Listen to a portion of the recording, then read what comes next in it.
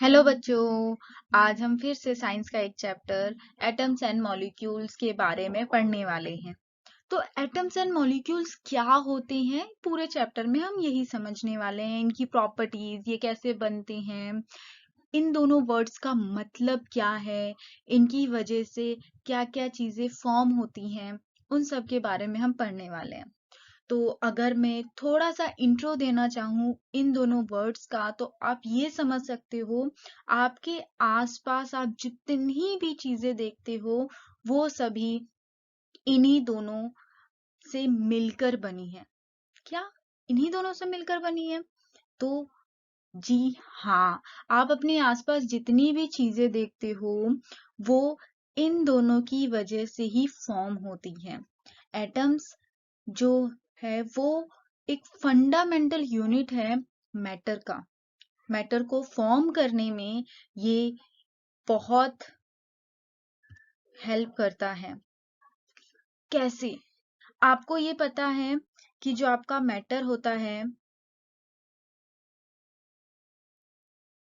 अगर आप इस आप आपको ये तो पता है कि मैटर क्या है। आप अपने आसपास जितनी भी चीजें देखते हो, अगर उसका कुछ वॉल्यूम है और वो स्पेस को ऑक्यूपाई करता है तो वो मैटर है।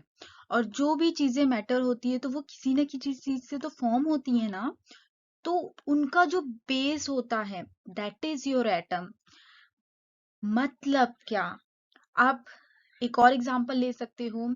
जैसे कि आपने बायोलॉजी पढ़ी होगी। बायोलॉजी में आपको ये पता है कि आपकी जो बॉडी है वो किन से मिलकर बनी है?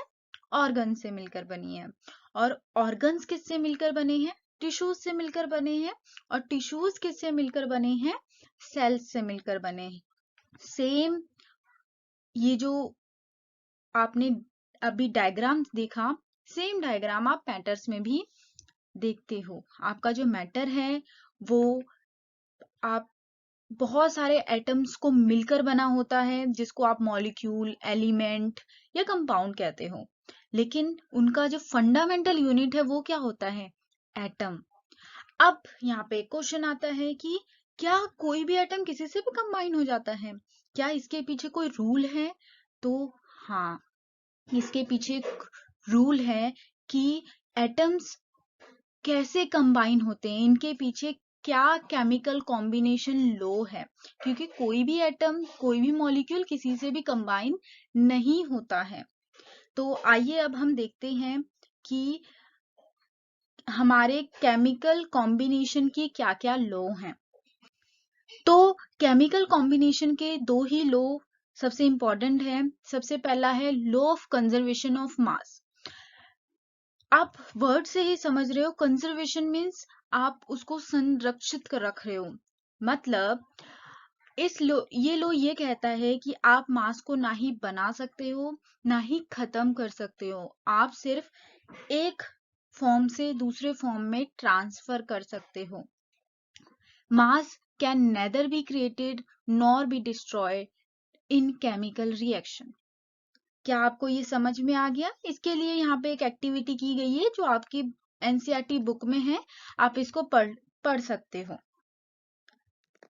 हमारा सेकंड इम्पॉर्टेंट लॉ है लॉ ऑफ कांस्टेंट प्रोपोर्शंस।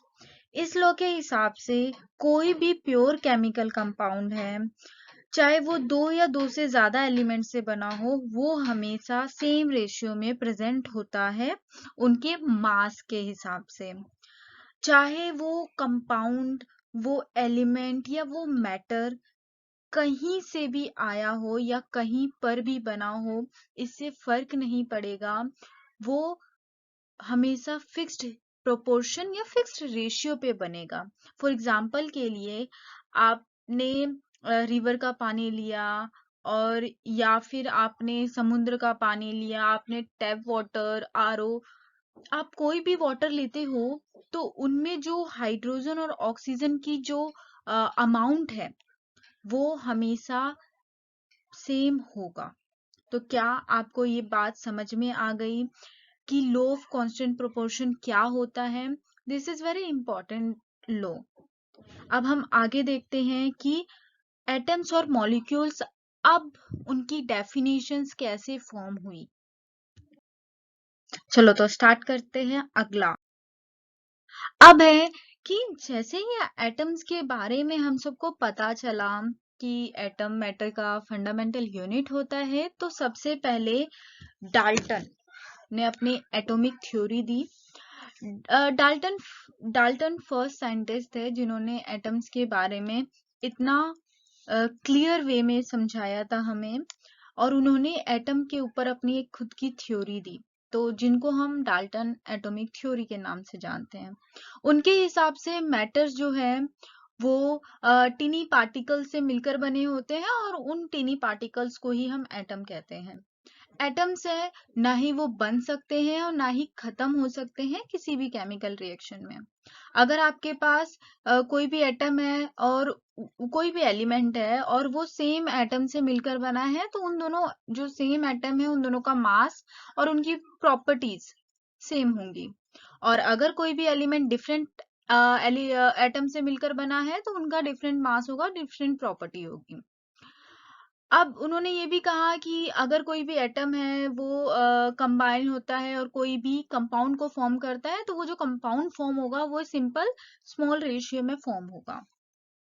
उन्होंने ये भी बताया कि in a given compound the relative number and kind of atoms are constant. तो आई होप आपको डाल्टन थ्योरी समझ में आई होगी। ये बहुत ही इम्पोर्टेंट थ्योरी है। जैसे ही डाल्टन ने अपनी थ्योरी दी, फिर उसके बाद एटम्स पे और डिस्कवरी होना स्टार्ट हो गया, लोग और रिसर्च करने लग गए। फिर फाइनली हमें एटम की एक डेफिनेशन मिली, जो कि एक प्रॉपर डेफिनेशन थी। एटम्स जो होते हैं वो सबसे स्मॉलेस्ट पार्टिकल होते हैं किसी भी एलिमेंट में, चाहे वो एटम इंडिपेंडेंट हो या ना हो। जो एटम होता है वो बहुत ज्यादा स्मॉल होता है, इतना ज्यादा स्मॉल होता है कि हम अपनी नेक्ड आइज से उन्हें नहीं देख सकते। एटम्स के रेडियस को जनरली हम नैनोमीटर में मेजर करते हैं, और हमें ये भी पता होना चाहिए कि 1 नैनोमीटर में 10⁻⁹ मीटर होता है। फॉर एग्जाम्पल के लिए इन्होंने हाइड्रोजन का एटॉमिक रेडियस दे रखा है, जो कि 10⁻⁻10 मीटर होता है। और अगर मैं वाटर जो मॉलिक्यूल है हमारा, वाटर एक कंपाउंड है, यहाँ पे करेक्शन की जरूरत है। तो वाटर जो है वो हमारा जो कंपाउंड है उसका जो रेडियस होता है वो 10⁻⁹ मीटर होता है। क्या आई होप आपको ये चीज क्लियर हो गई होगी। अब बात करते हैं कि सेम जब हमने एटम्स के ऊपर रिसर्च करना स्टार्ट कर दिया, तो हमें बहुत तरह तरह के एटम्स मिलने स्टार्ट हो गए। अब इतने सारे एटम्स को लर्न करना बहुत डिफिकल्ट हो गया। लर्न करना तो तक तो ठीक है, जैसे आपने कुछ एटम्स की डिस्कवरी की, मैंने कुछ एटम्स की डिस्कवरी की, तो उनका जो नाम था ना, हम अपने हिसाब से रख रहे थे। जैसे वो जहाँ पे हमने उनको ढूंढा उस प्लेस के नाम के ऊपर, या जिसने ढूंढा उसके नाम के ऊपर हम एटम्स की नेमिंग कर रहे थे।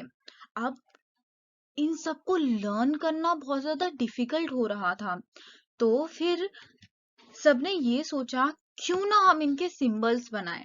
इन सिंबल्स की हेल्प से हम सबको कम्युनिकेट करने में बहुत इजी हो जाएगा।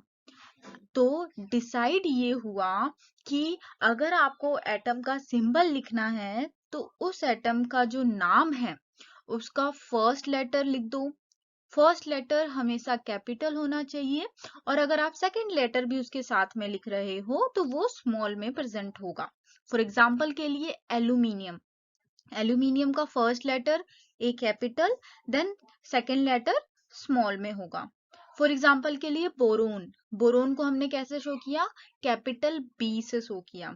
तो आई होप आपको ये चीज क्लियर हो गई होगी कि किसी भी एटम को अगर मुझे सिंबल देना है तो मैं उस एटम को सिंबल कैसे दूंगी। क्लियर। तो अब हम नेक्स्ट स्लाइड की तरफ मूव करते हैं। अब बात करते हैं एटॉमिक मास। अच्छा, बहुत बच्चे ना एटॉमिक मास और मास नंबर में बहुत कंफ्यूज होते हैं। तो मैं आपको ये चीज बता दूं कि मास नंबर और एटॉमिक मास दो अलग अलग चीजें हैं। पहले हम बात करते हैं एटॉमिक मास की। एटॉमिक मास जो है ये एक थियोरेटिकल तरीका है किसी भी एलिमेंट का मास कैलकुलेट करने का, और ये इसका जो रिजल्ट आता है वो बिल्कुल एब्सोल्यूट आता है, मतलब बिल्कुल करेक्ट आता है। और जो मास नंबर होता है वो एक एवरेज मास देता है। अब एटॉमिक मास निकालने के लिए आपको लैब में रिसर्च करना पड़ेगा, प्रैक्टिकल्स करने पड़ेंगे, उसके बाद आप किसी भी एक एटम का परफेक्ट मास निकाल सकते हो। अब अगर मैं यहाँ पे केमिकल रिएक्शन लिख रही हूँ, उसके लिए मुझे किसी एलिमेंट का मास चाहिए, तो मैं एटॉमिक मास के तरीके से उसको नहीं सॉल्व करूंगी, मैं मास नंबर के तरीके से करूंगी। क्यों? क्योंकि अब मैं एक एटम का मास लिखने के लिए मुझे अगर लैब में जाना पड़े, उस पर रिसर्च करना पड़े, दैट इज टू डिफिकल्ट। तो एटॉमिक मास की बात करते हैं, तो एटॉमिक मास किसी भी एलिमेंट का होता है एक average mass of atom of the element compared with 1/12 the mass of carbon 12 atom. It is a proper definition of atomic mass. अब बात करते हैं मास नंबर क्या होता है। तो मास नंबर सिंपल, आपको पता है कि एक एटम जो फॉर्म होता है उसका जो मास होता है वो न्यूक्लियस में कंसंट्रेटेड होता है। न्यूक्लियस में आपको पता है प्रोटॉन और न्यूट्रॉन प्रेजेंट होते हैं। तो मास नंबर जो होता है वो होता है सम ऑफ प्रोटॉन प्लस न्यूट्रॉन, जो कि हम बचपन से करते आ रहे हैं। अब आते हैं सेकंड, व्हाट इज मॉलिक्यूल। तो मॉलिक्यूल क्या होता है। मॉलिक्यूल, हम जब बहुत सारे एटम्स को आपस में कंबाइन कर देते हैं तो वो मॉलिक्यूल फॉर्म करता है। अब अगर मैं मॉलिक्यूल को फॉर्म कर रही हूं तो ये एलिमेंट क्या होता है। एलिमेंट होता है जब सेम एटम्स आपस में कंबाइन होंगे तो वो एलिमेंट बनाएंगे। फॉर एग्जांपल के लिए N2, O2, H2, Cl2, ये सब आपके क्या है, एलिमेंट्स हैं। और वहीं अगर डिफरेंट डिफरेंट एटम्स आपस में कंबाइन हो रहे हैं तो वो क्या फॉर्म करते हैं, वो मॉलिक्यूल को फॉर्म करते हैं। अब यहाँ पे एक और टर्म आती है, that is compound. What is compound. Compound क्या होता है। कंपाउंड का मतलब होता है कि इसमें भी सेम डिफरेंट डिफरेंट एटम्स आपस में कंबाइन होते हैं, जैसे कि मॉलिक्यूल में कंबाइन हो रहे थे, बट इनमें जो एलिमेंट या एटम्स कंबाइन होते हैं उनका रेशियो फिक्स होता है। फॉर एग्जाम्पल के लिए वाटर एक कंपाउंड है। क्यों? क्योंकि ये एक फिक्स रेशियो पे कंबाइन होता है। आई होप आपको इन छोटे छोटे टर्म्स में क्लियरिटी आ गई होगी। अब हम मूव करते हैं नेक्स्ट। अब हम समझते हैं आयंस क्या होता है। तो आपने आयनिक कंपाउंड का भी नाम सुना होगा, आयंस का भी नाम सुना होगा। तो पहले हम समझते हैं what is ionic compound. Ionic compound का सिंपल सा मतलब होता है कि वो कंपाउंड जो आयंस को कंटेन करते हैं, दैट इज आयनिक कंपाउंड। अब बात करते हैं ये आयंस क्या है। तो आपने मेटल नॉन मेटल का नाम सुना है ना। तो metal and non metal he generally ions को कंटेन करते हैं। कैसे? आपको ये पता है कि मेटल्स जो होते हैं वो डोनेशन में बिलीव करते हैं। डोनेशन में बिलीव मतलब क्या है कि जो मेटल्स होते हैं वो इलेक्ट्रॉन्स को लूज करते हैं, और अगर वो इलेक्ट्रॉन्स को लूज करेंगे तो उनके पास प्रोटॉन के नंबर्स बढ़ जाएंगे, और अगर उनके पास प्रोटॉन के नंबर्स बढ़ रहे हैं तो उनके ऊपर जो चार्ज आएगा वो कैसा आएगा, पॉजिटिव। और अगर मैं नॉन मेटल की बात करूं तो नॉन मेटल क्या करते हैं, इलेक्ट्रॉन्स को गेन करने में बिलीव करते हैं, जिसकी वजह से उनके अंदर इलेक्ट्रॉन्स के नंबर बढ़ जाते हैं और उनके ऊपर चार्ज कैसा आ जाता है, यस, नेगेटिव चार्ज आ जाता है। तो जो ये नेगेटिव चार्ज पॉजिटिव चार्ज है, यही आपके आयंस होते हैं। और जो ये पॉजिटिव चार्ज होता है उन आयंस को हम कटायन बोलते हैं, और जो ये नेगेटिव चार्ज होता है उन आयंस को हम अनायन बोलते हैं। आई होप आपको क्लियर हो गया होगा। अब आपका जो थर्ड चैप्टर था एटम्स एंड मॉलिक्यूल, उसका थ्योरी पार्ट बिल्कुल क्लियर हो चुका है। अब बच रहा है थोड़ा सा न्यूमेरिकल पार्ट। जैसे आप कोई भी केमिकल फॉर्मूला कैसे बनाते हो, उस केमिकल फॉर्मूला का क्या मास है, मीन्स मॉलिक्यूलर मास की बात कर रही हूँ।